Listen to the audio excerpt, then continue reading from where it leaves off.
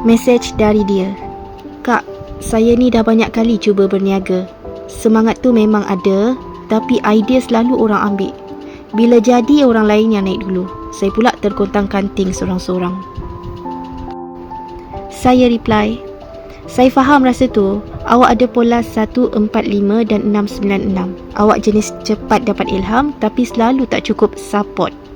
Bila naik sikit cepat orang ikut. Kadang sampai awak tinggal sendiri. Mesej dia sambung. Betul kak, saya pernah buat bisnes. Tim lari tinggalkan saya. Saya pun pernah share idea dengan orang yang saya percaya. Last dia buat dulu. Saya masa tu rasa down sangat.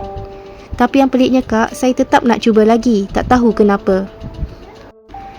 Saya reply, sebab awak ada pola 696 dan 123. Semangat awak kuat. Suara awak ada daya tarik.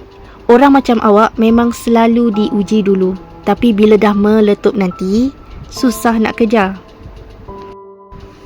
Dia reply lagi, Kak, saya rasa lapang sikit hari ni.